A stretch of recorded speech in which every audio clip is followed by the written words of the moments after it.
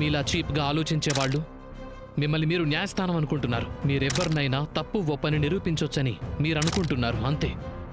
ఎవరు నిర్దోషో ఎవరు దోషో మీరు అండ్ మీరు నాకు చెప్పండి, మీకు ఆయనతో ఉన్న బంధం ఏంటి? అన్నా చెల్లెళ్ళా? ఫ్రెండ్సా? ఓ, ఫ్రెండ్స్ కంటే ఎక్కువ. ఏంటి పిచ్చి పిచ్చిగా మాట్లాడుతున్నారు? పిచ్చిగా మాట్లాడుతున్నానా? మీరెవరిని పడితే వాళ్లను ఏమైనా ప్రశ్నలు వేయొచ్చు, ఎవరి క్యారెక్టర్ గురించి అయినా ఏమైనా మాట్లాడేయచ్చు, కానీ మిమ్మల్ని ఎవరూ ప్రశ్నించకూడదా? మరి చెప్పండి, మీరు ఈయంతో కలిసి బయటకు వెళ్తుంటారు కదా ఆఫీస్ తర్వాత, ఏ హక్కుతో కలుస్తున్నారు? ఆవిడతో రాఖీ కట్టించుకున్నారా?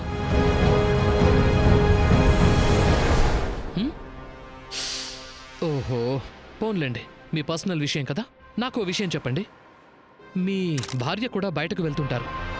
ఐమ్ షూర్ ఆవిడ బయటకు వెళ్తుండొచ్చులేండి.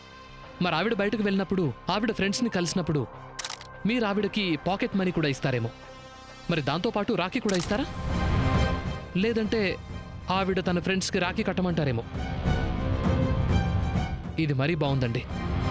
మీరు పెద్ద హిపోక్రాట్లే ఉన్నారే. ఎందుకంటే మీరు స్నేహం చేస్తే కరెక్ట్, కానీ నా నుంచి మాత్రం మీకు సాక్ష్యం కావాలి, కేవలం అన్న చెల్లెల బంధమే పవిత్రంగా ఉంటుందని.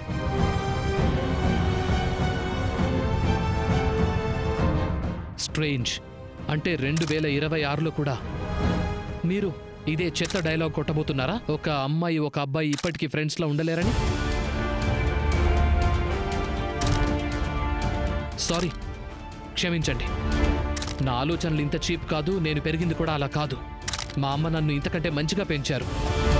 సో నేను ఇలా అస్సలు ఆలోచించలేను. మీరు మళ్ళీ నన్ను ఈ ప్రశ్న అడగడానికి ముందే నేను రేఖతో రాఖీ ఎందుకు కట్టించుకోవట్లేదని ఒక ప్రశ్న నేను మిమ్మల్ని అడగాలనుకుంటున్నా.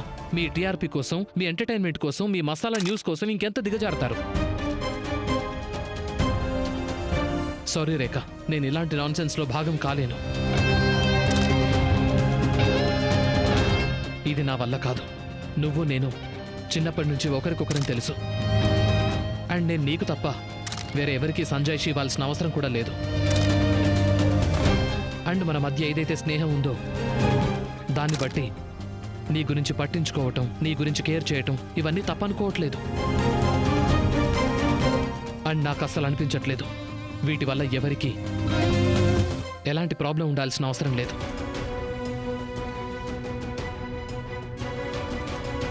ఎందుకంటే నేను నీ జీవితంలో ఎప్పటి నుంచో ఉన్నాను, వేరే వాళ్ళకన్నా ముందు నుంచి. సో మన బంధం ఎప్పటికీ పవిత్రమే. ఈ సంజాయిషి నేను వేరే వాళ్ళకి చెప్పాల్సిన అవసరం లేదు కదా.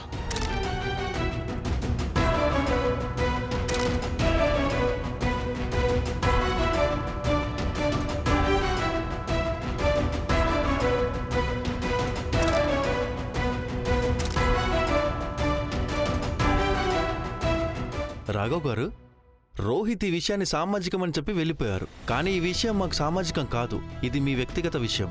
మీ భార్య ఒక పరాయి మగాడితో ఏదో ఒక హోటల్ రూమ్ లో కనిపించింది. మరి తనని రాఖీ కట్టించుకోమని చెప్పినప్పుడు సూటిగా వద్దు అని చెప్పేశాడు. మాతో గొడవ పెట్టుకోవడానికి కూడా వెనకడట్లేదు.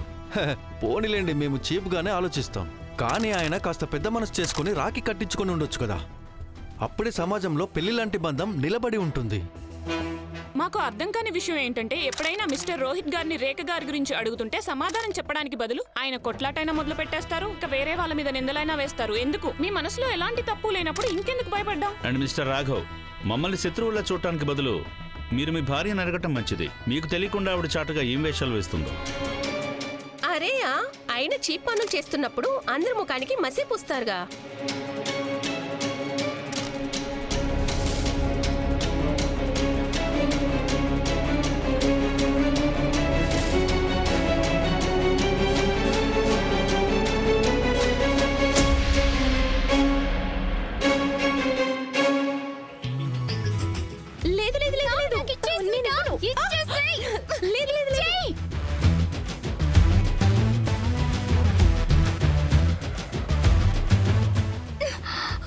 చూడు, నిన్ను డాక్టర్ వద్దని చెప్పారు కదా, నువ్వు బయట ఆయిలీ ఫుడ్ తినకూడదని.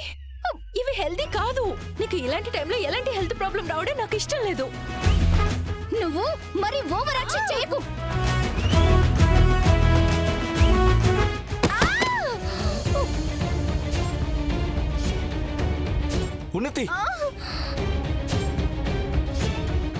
ఉన్నతి నీకేం ఏమైంది? కాలేదు కదా? ఏమైంది? అయ్యో నీకేమైనా మతిపోయిందా ఏంటి? అజాగ్రత్తకు కూడా ఒక హద్దు ఉంటుంది. ధ్రువ్, నువ్వు నా మీద ఎలా అరుస్తున్నావు? నేనేదో తన్ని కావాలని పడేసినట్టు. డాక్టర్ తన్ని బయటవి గానీ ఆయిలీ ఫుడ్ గానీ తినొద్దని చెప్పారు కదా. చూడు చూడు, తను ఇవన్నీ తింటుంది. స్మిత చేసేది కూడా నిజమే కదా. ఈ ఇంట్లో అందరికంటే ఎక్కువగా ఎవరైనా అజాగ్రత్తగా ఉన్నారు అంటే అది నీ భార్య ఉన్నతియే. అయినా నువ్వు స్మిత మీద ఎందుకు అరుస్తున్నావు? అసలు మీరు నిదానంగా, ఏం నిదానంగా మాట్లాడుతున్నారు? తనకి కడుపు మీదగా పడింది. తనకి వెంటనే చెకప్ చేయించాలి. అంత బానే ఉందో లేదో వెంటనే సరే, డాక్టర్కి మమ్మీ. ఫోన్ చేయండి. వెళ్ళండి. అయ్యో, నాకు అసలు బుద్ధనేదే లేదు. నేను అసలు మర్చిపోయాను. అక్క ఉన్నతి కడుపుతో ఉంది కదా. నేను ఇప్పుడే డాక్టర్కి ఫోన్ చేస్తాను. డాక్టర్ అవసరం ఏముంది? చూడండి, నాకెక్కడ ఒక్క దెబ్బ కూడా తగలేదు. నేను ఫిట్ అండ్ ఫైన్ గా ఉన్నాను. లేదు ఉన్నతి, నువ్వు కడుపుకి తగిలే కింద పడిపోయావు. అక్క చెప్పింది చాలా కరెక్ట్. నేను వెంటనే డాక్టర్కి చూపించాలి. లోపల తగిలిన దెబ్బ బయట నుంచి అస్సలు తెలీదు. అవును ఉన్నతి, పిన్ని చెప్పేది అక్షరాల నిజం.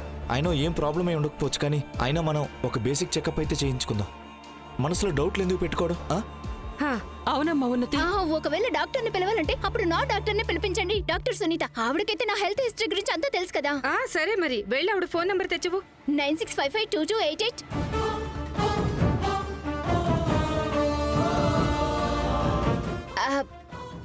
మీరందరూ నన్ను ఎందుకు అలా చూస్తున్నారు?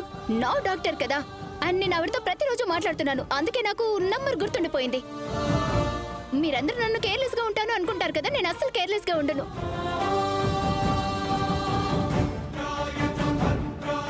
మీరేంటి అలా నిలబడి చూస్తున్నారు? నంబర్ డయల్ చేసి నాకు ఇవ్వండి. రాజీవ్ గారు తొందరగా చేయండి. ఇదిగో మాట్లాడు. ఆ, డాక్టర్ సునీత గారు, నేను ఉన్నతి చిన్నత్తని మాట్లాడుతున్నాను. ఇదిగోండి, ఇప్పుడే ఉన్నతికి కడుపు మీద దెబ్బ తగిలి కింద పడింది. మ్యామ్, డాక్టర్ సునీత అబ్రాడ్ వెళ్ళారు.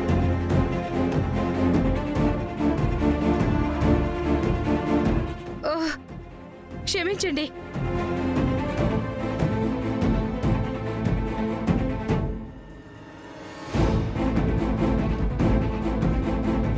ఉన్నతి, నిన్ను చూసే డాక్టర్ వేరే దేశం వెళ్లారంట. ఫోన్ కూడా ఎవరో నర్స్ లిఫ్ట్ చేసింది. మరి నువ్వు ఆవిడతో ప్రతిరోజు ఎలా మాట్లాడుతున్నావు? అది చిన్నత్తయ్య, 1-2 వారాలకు ఒకసారి మాట్లాడతాను. కానీ ఊరికే రోజు మాట్లాడుతున్నావని చేస్తాం కదా. కానీ దాని అర్థం అది కాదు కదా. యాక్చువల్లీ ప్రతిరోజు మాట్లాడుతున్నావని. కానీ నువ్వు అసలు ఈ విషయాన్ని ఎక్కడి దాకా తీసుకువెళ్తున్నావు సుమా? ఇప్పుడు తన డాక్టర్ లేకపోతే ఇంకెవరైనా డాక్టర్ ఉంటారు కదా. నువ్వు వాళ్ళకి ఎవరికైనా ఫోన్ చేయి. ఇంకొక డాక్టరా? అవునమ్మా. సరే అక్క, మన పక్కింటి మీరే ఉంది కదా. తన కోడలికి డెలివరీ చేసిన డాక్టర్ ఉన్నారుగా. నేను ఇప్పుడే ఆవిడకి ఫోన్ చేస్తాను. ఆవిడొచ్చి ఉన్నతి కడుపులో బిడ్డ ఎలా ఉందో చూసి చెప్తారు. సరే, త్వరగా చెయ్యి. ఆ,